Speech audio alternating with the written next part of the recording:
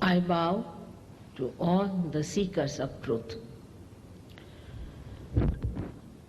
The idea about truth is sometimes a misconception. Truth is what it is and will be the truth. We cannot change it. We cannot organize it. We cannot work it out. It remains what it is. And the greatest truth is that we all have become human beings to become the spirit. We are still not in that stage. That's why there are problems around us. Once you become the truth, it being the absolute, you reach the state of absoluteness. Then there is no difference of ideologies, no differences of nation. All nations, one knows, are created by God Almighty. Just He created variety to give a beautiful world to us. Variety always gives beauty.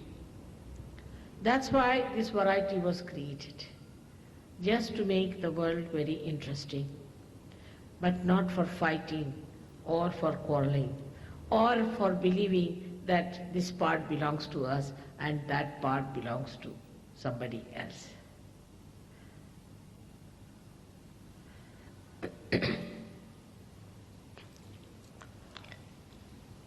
The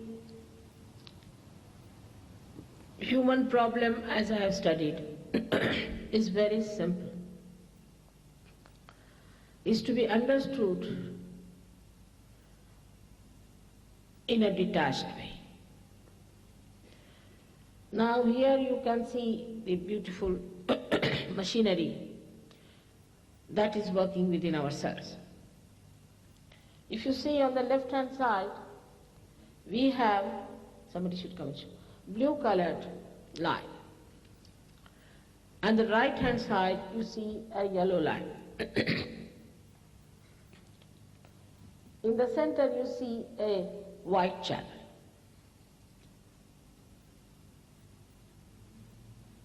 These are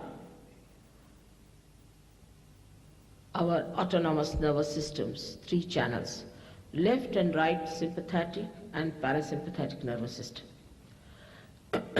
When I talk of medical science, people get quite surprised. But it has something to do to understand what are we inside ourselves. Now this parasympathetic nervous system is the system that gives us balance. For example, if I am running fast, my heart will start thumping. But it comes to normal through parasympathetic nervous system. And medical science doesn't know much about the parasympathetic nervous system, which is actually in the center. These chakras are around the parasympathetic nervous system, and like my fingers here, this is the chakra in the center here, and this is the left sympathetic and this is the right sympathetic, and they both put together make this center to form the parasympathetic. Simple as that. Now what happens with human beings? That they have a capacity, they have a freedom also, to go to the left or to the right. They can be very emotional people. They can go to the emotional side to such an extent that they can become fanatics. They can go further with it, so that the left side, which represents our subconscious, then the collective subconscious can be entered into. So they can enter into collective subconscious also. Subconscious also has 3-4 layers. That is, we can say the present subconscious, the past subconscious, and subconscious of ages. Then the collective subconscious, where all that is dead exists in that area. Now when you move too much on that side, you get attacked by that side. And that side has got all that is dead, which attacks you, which triggers. On the right hand side, we have got another channel of the right sympathetic nervous system. This channel represents our activity and our future. So when you are overactive, you're working very hard, you are futuristic, all the time thinking about the future, you start moving towards the right side, to such an extent that you can enter into your collective supraconscious also. In the same way, you have got your present supraconscious and also collective supraconscious. Now human beings have a capacity that they can move to the left and to the right with their attention. They can project their attention to the left or to the right, or they can be moderate in the center. So when people talked of religion, I mean the real people who came on this earth, they talked of religion. They talked about our valency, that's a human valency, is of 10 number. And that's why they talked of 10 commandments. Or in every religion they talked about it, that we have to keep this balance. When we go out of this balance, then we either move to the left or to the right. But if you see the history of religions, it is just the opposite. That all these religions have created conditionings within us. A kind of a fanaticism, a kind of a blind faith, which was never the purpose of establishing your valencies within yourself. The movement to the right is also another problem of the modern times. When we move to the right, we actually start becoming very egoistical. The activity that we form, the activity that we perform creates a balloon-like structure on our head, as you see, crossing over here as ego, that yellow stuff. On the left-hand side, when we are conditioned very much, we get another balloon which we call as superego.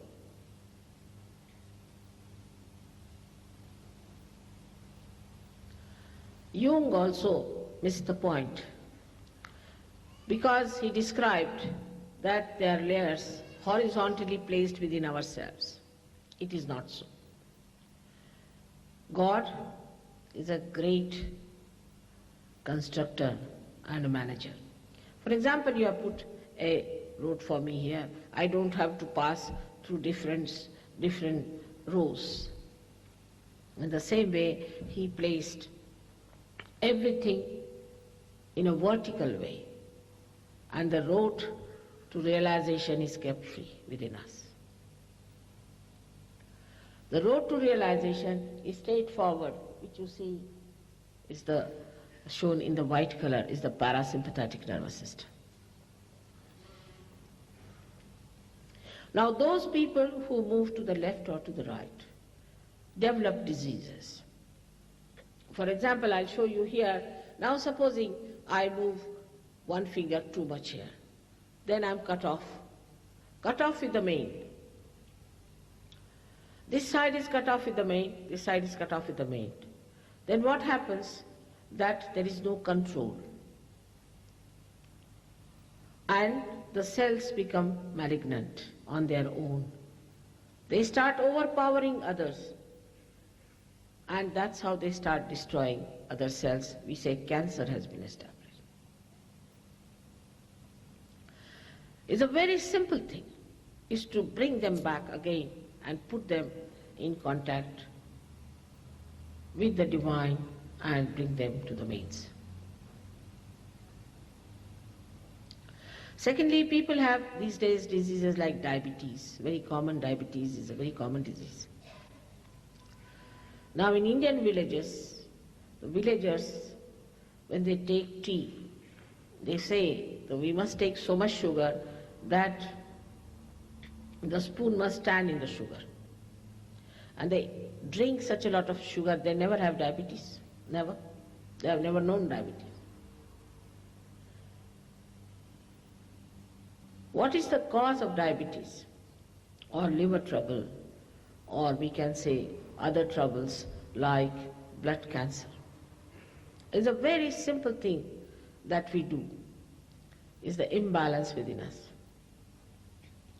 As you see the yellow center we call as Swadhisthana, which looks after the aortic plexus in our body on the physical level. This center has a very special work to do. That is to convert the fat cells for the use of the brain. So it converts the fat cells for the use of the brain. If people are very futuristic, all the time thinking, then this poor center or chakra has one work, is to convert cells after cells for the use of the brain. Brain starts growing. But what about the other functions it has to do? It has to look after the liver, it has to look after the pancreas, it has to look after the spleen, it has to look after part of the intestines and also the kidneys. When we start thinking too much, we give too much work to this one center, all these viscerals are neglected and you may develop any one of these troubles. But when it comes to spleen, it is even worse. When it comes to spleen, these days the life is so hectic. First of all, we get up in the morning, first thing we do is to read the newspaper. That's the horrid thing to do. Coming out of very nice sleep, you suddenly read the newspaper and so many are bombed, so many are killed, so many are harassed. Oh God. You get a shock. The system gets a shock. Now, when the system gets a shock, the spleen has to produce more red blood corpuscles. It has to work very hard. Then you suddenly discover you have to go to your work, so you get out of your bed and rush here and there, brush your teeth on your way and carry your breakfast. Maybe your wife is running after you with the breakfast, you have no time for anything. Such a hectic life you lead. Extremely hectic. Then you get into the car, you find there's a jam, finished. We don't understand how much we are shocking ourselves all the time. We are on a war path with the watch. All the time struggling for time. This spleen doesn't understand the person. There's no rhythm in the life of that person. The spleen thinks, what am I to do now? Suddenly this person needs the red blood corpuscles and it doesn't need, then suddenly it needs it. It becomes hectic. When it becomes hectic, it becomes vulnerable for blood cancer. And then if a person gets any shock or goes to the left side in an emotional way, he gets blood cancer. Even the mothers who are like this, very hectic, disciplining their children, keep the carpet clean. Walk this way. First put your right foot, then left foot. Don't walk that way. The child, when she's pregnant, can get blood cancer.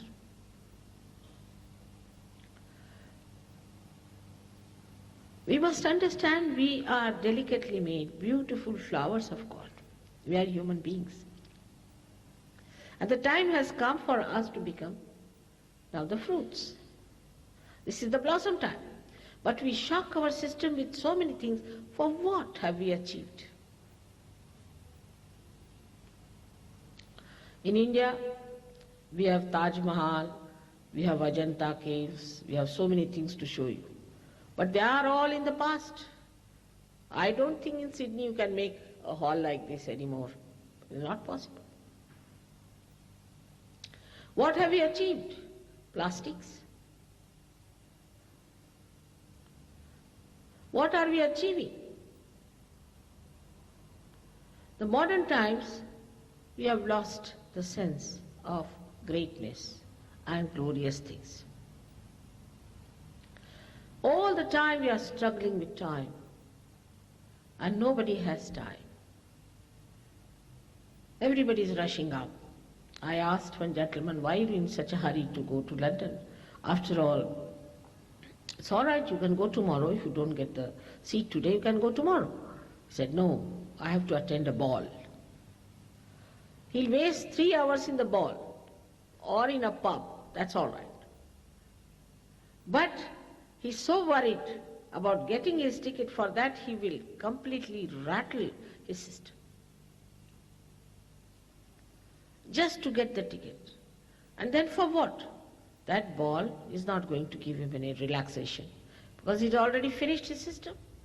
And that's how one develops this blood cancer.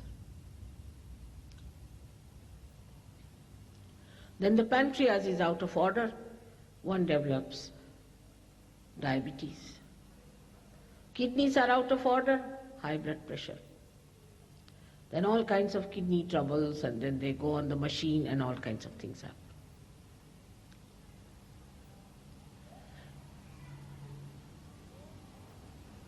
It is happening in all the nonsensical things also we have taken. Like for us now, so far Mr. Freud had displaced Christ completely. He had become Christ for us. Blindfolded we followed him and also outwitted him in our projections. What's wrong? When I went to America in 73, I told them that this is all wrong you are doing. It will have a very bad effect. It's not natural. If promiscuousness is good, then why does it give diseases? If it is natural, then why does it give you problems? Simple question.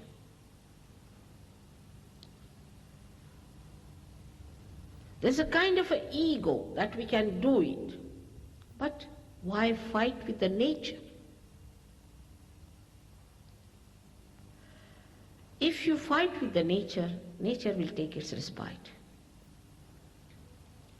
And today that's why we have to say this was wrong we have done, and we are not going to do it anymore. Our children are not going to do it. After going through all the experiences, now they are talking that cigarette should be abandoned. But Nanak Sahib had told long time back that cigarette is the worst thing. It will cause horrible trouble to you. Now they are saying about no smoking. Now they cannot give up. There are 1,001 problems. The greatest is, I think now, is AIDS. It's caused by nothing but stupid ego.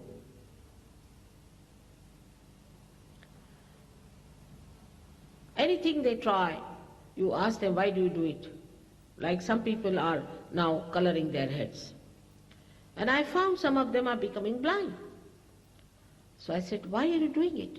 They said, what's wrong? Oh, why do you want to color your hair? But what's wrong? I didn't know what to answer. I said, but it will make you blind.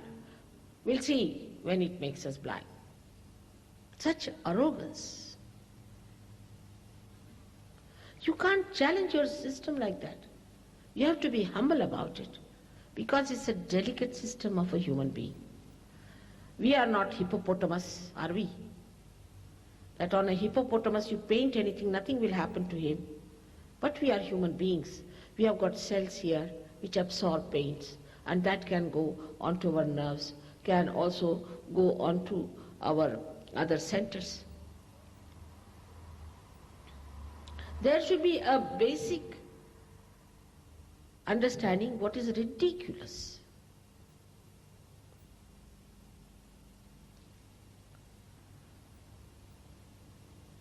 As if people have gone amok and doing all these things. But that's what you are going to the left or to the right.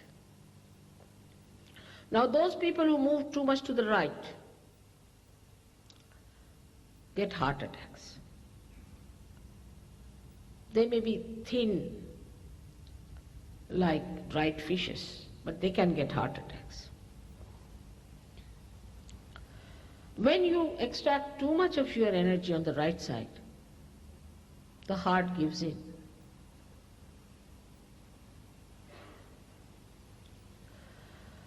There is no need to put in so much effort. Like one day I met a lady who had a heart attack. She's just a housewife with only 2 children. I said, why do you get a heart attack, madam? She said, I have to work very hard. No. With 2 children, what do you do? Oh, I have to keep everything clean, absolutely clean. To keep my children clean, I have to keep my husband clean, I have to keep my bathroom clean, and I said, it's all right, but why don't you understand that also your health is there and you should take some rest in between? No. To me, cleanliness is everything. Then you have the heart attack. This is the norms of today's life. I don't think our parents used to polish everything all the time, or they were all the time with a vacuum cleaner. You see, like a tail, we have a vacuum cleaner with us. Doesn't matter, it's a house. After all, it should be a cozy place for children and for the husband to come down. Doesn't matter, once you clean it, it's all right. But that kind of an attitude we cannot take, because that's the norm. So many norms we have which are really absurd and ridiculous. We can never sit down and enjoy each other's company. If the husband and wife are sitting, there should be a television in between, or some sort of a drama or something. There should be something in between. They cannot talk to each other. There's no relaxing mood. There's so much to be talked between husband and wife. I mean, when husband and wife are enjoying themselves and talking to each other, it's better to switch off the horrible television, which is showing the quarrel between husband and wife all the time.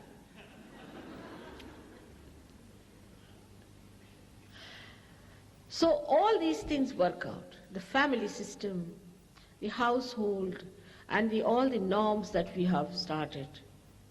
All these things work out on our sweet, beautiful system that we have.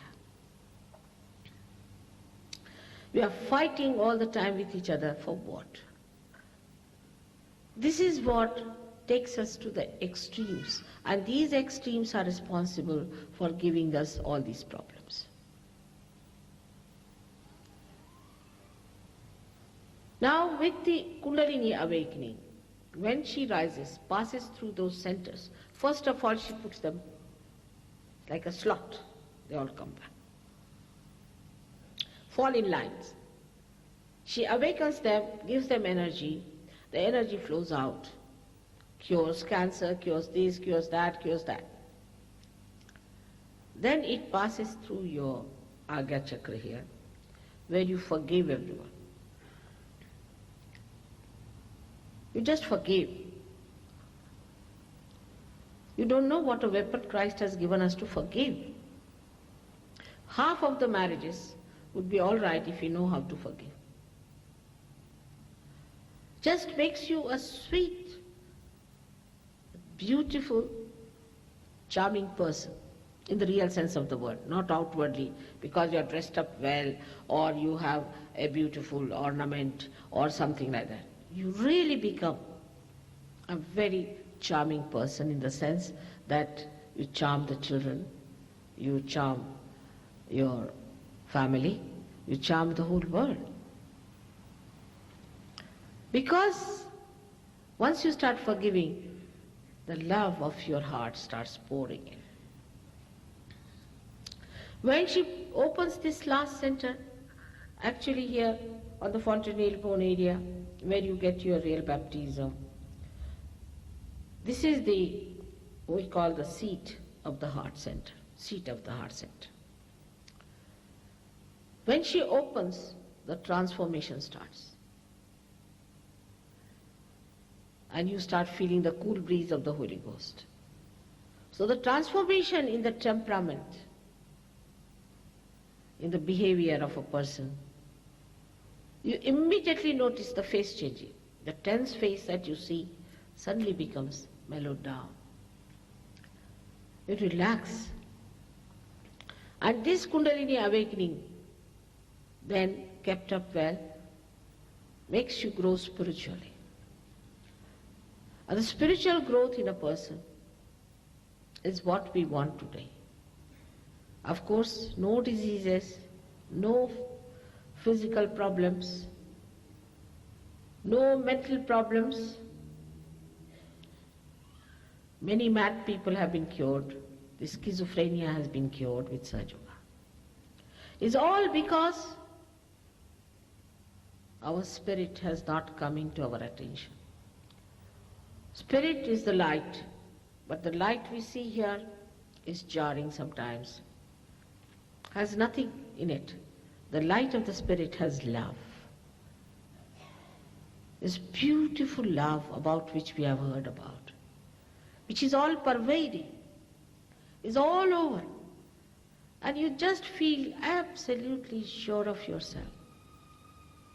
As if you are entered into the beautiful hall of God's kingdom, where you are secured, you are respected, you are loved, you are looked after. It's a fact.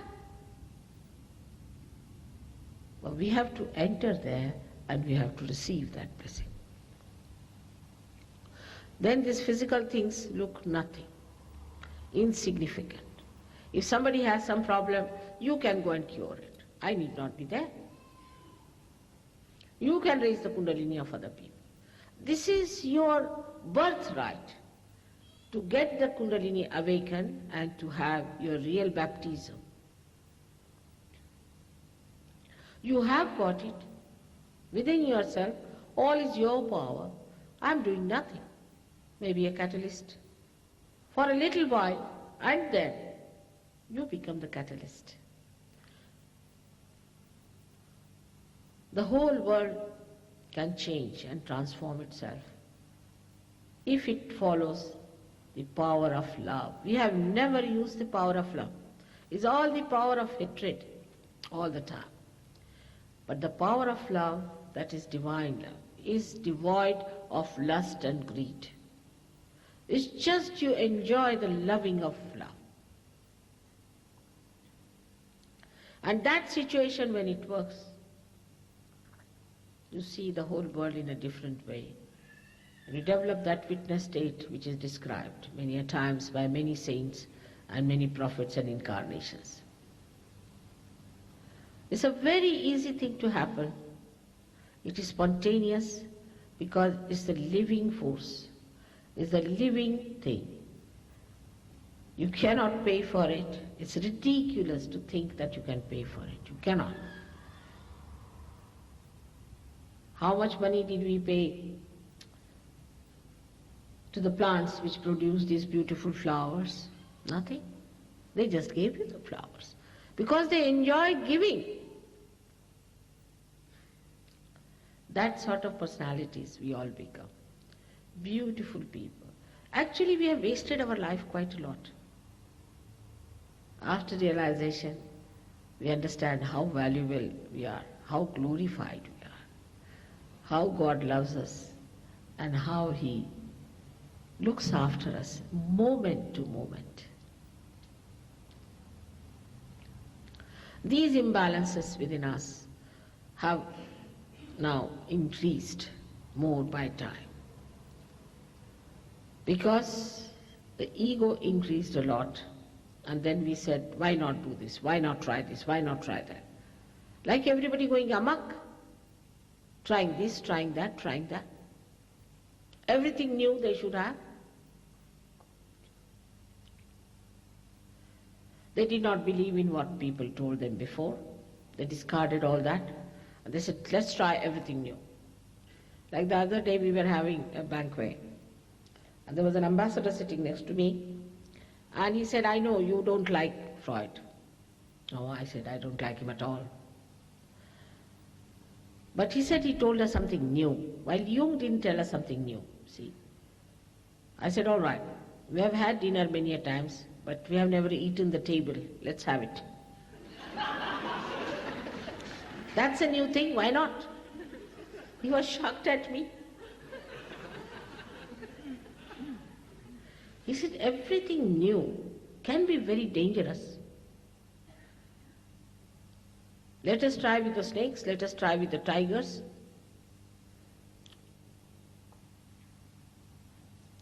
This is the trouble with us. We have to humble down to understand that no, this is a trust of God within us, this body of ours. We have no business to insult it, to be disrespectful to it, to waste it. We have to respect it.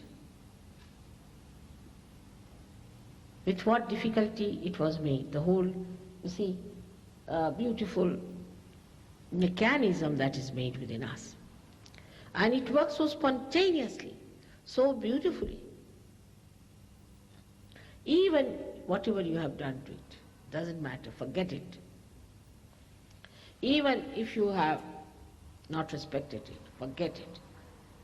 Please don't develop any guilt. That's another disease of the modern times. Everybody is guilty. Why are you guilty? You are human beings. If you have done mistakes, it's all right. It's for God to correct it. That's His job. So leave Him to do that job. But we shouldn't go on doing the mistakes. Once we are blessed by Him, let us enjoy. Now many scientists say that there is no God. I think it's very unscientific to say that. A scientist must have an open mind.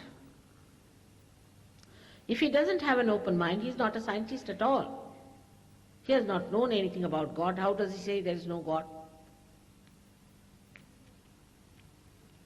You may say that the way religion is followed is wrong, I agree there.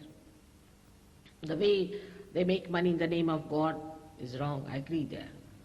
But there is God. Definitely there is God. Keep your minds open like a scientist. And also, what I say is a hypothesis to you. Tomorrow it will become a law. And you'll be amazed. The laws of God's love are so definite, unchangeable. They work so beautifully. For example, when you get your realization, you feel the cool breeze on top of your head and you feel the cool breeze all around your fingers. These fingers tell you 1, 2, 3, 4, 5, 6 and 7, 7 centers that are within you, which one is catching. It's said so. Muhammad Sahib has said, your hands will tell you. They will speak at the time of your resurrection. Your fingers tell you what's wrong with you. They will tell you what's wrong with another person. And that's absolute. All those who are realized will say the same thing. What's wrong with this country? What's wrong with that country? And you can verify it. It's very easy to verify whether it's the truth or not. Supposing you want to ask a question, is there God? You'll get tremendous vibrations. If you say, is Freud was a good man? You'll get blisters maybe.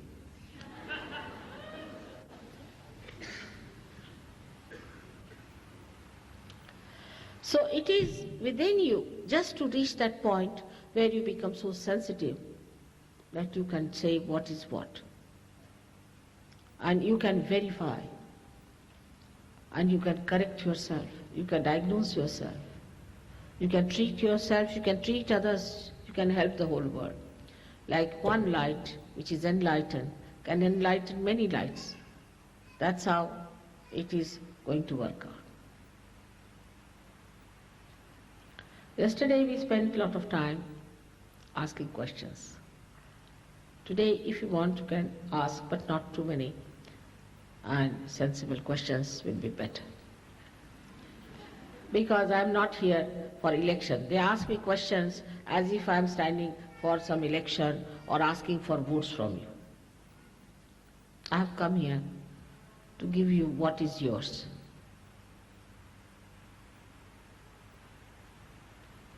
Nothing to take.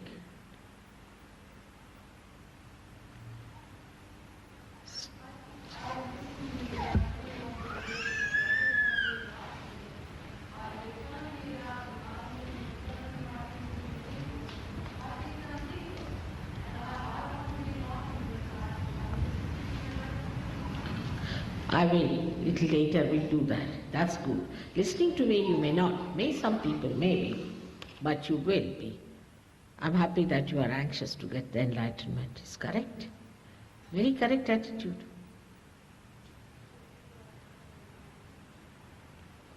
Does it matter if you're following another teaching? It depends on.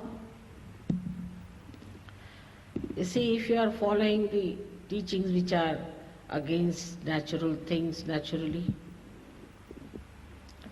how can you judge? Let us see on Kundalini. Kundalini immediately indicates. Alright? If you are following a wrong person, then it indicates immediately.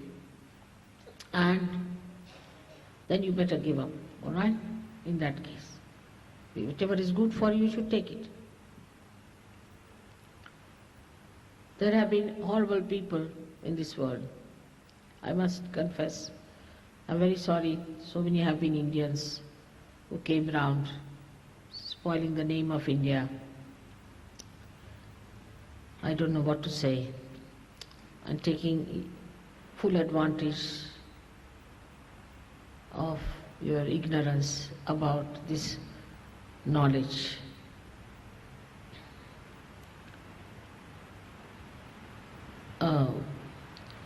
I have to just say one thing, that you must give a full test of these people. Take a full understanding. How? For example, if somebody is here and says you pay 500 rupees or $500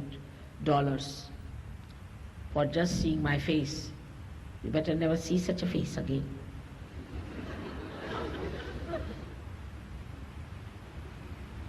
Or that there is some technique which I'll teach you. There is no technique for living things. It's already built in, it works out by itself. Or anybody who says there's a course you have to go through. There is no course. What is a course of a tree that is growing? Do you give a course to that tree? All right, you have 5 days course. it will grow despite everything. Then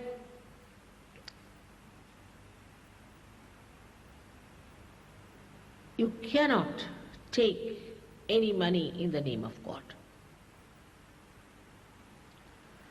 You cannot live on the earnings in the name of God.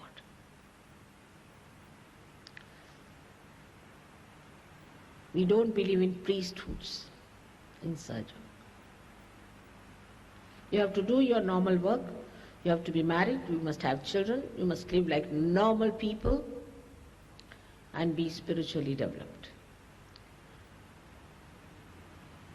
We don't have all these systems that people had where you become a priest and you pay them money, the priest is taking money and living on that. God has nothing to do with money. He actually doesn't understand any money.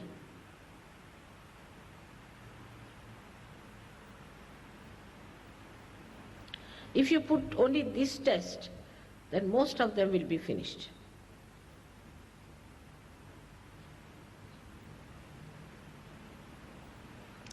You may say, how are they to live?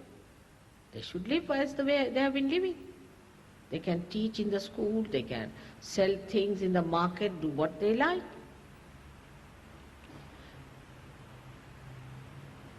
What is the need to take money?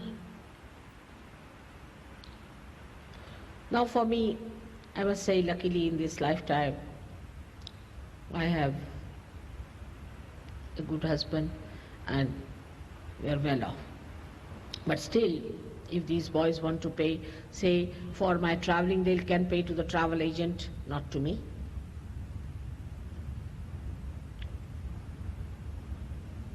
If they give me any presents, I can return them sweetly, something of the same kind or better. But there should not be any greed. Sometimes you feel like giving flowers, all right? Then I must also return it. All matter has this value, is to give and communicate your feelings to another. That's the only thing a matter can do. And that's what we should utilize it for.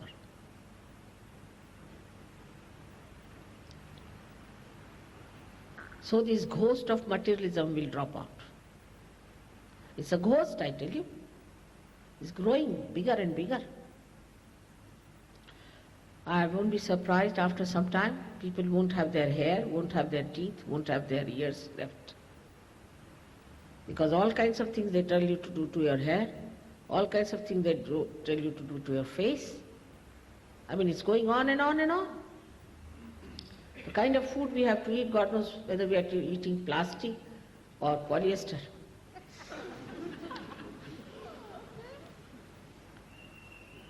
Everything becoming materialistic.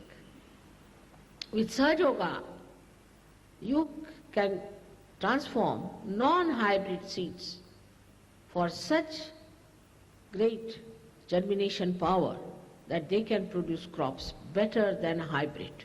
This we have experimented.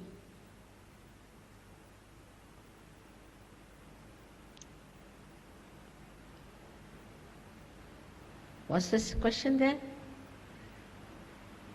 Somebody was asking? It's gone away or what?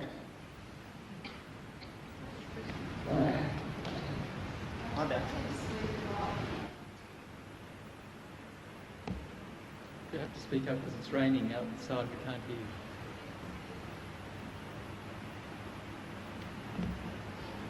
She tends to sleep 12 to 14 hours a day. Is that bad? She sleeps a lot. Sleeps a lot. You are left-sided, that's all. We'll work it out, all right? It's very simple to give a balance to yourself. That's simple. You are a left-sided person. That's why you sleep more.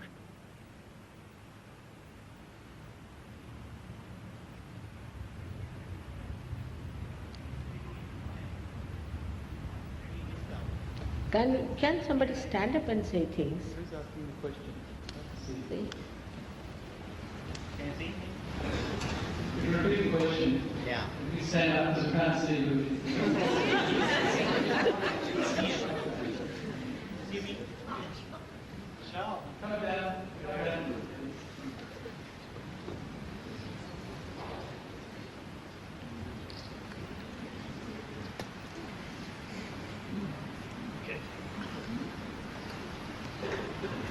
Just, Mother, may Your Holiness explain us whether there is a difference between a knowledge, a steady wisdom, and self-realization. If there is a difference, in what aspect do they differ? What is the difference between self-realization and knowledge? It's just the same.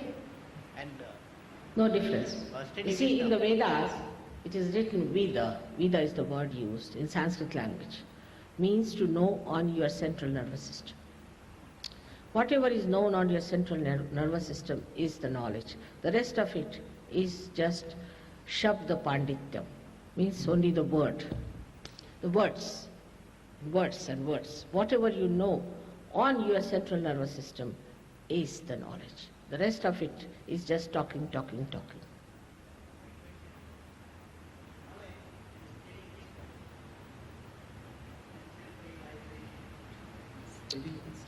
Was it? Knowledge, wisdom, and self-realization. Now, knowledge. When you have knowledge, you get wisdom automatically. Is a result of that. All right?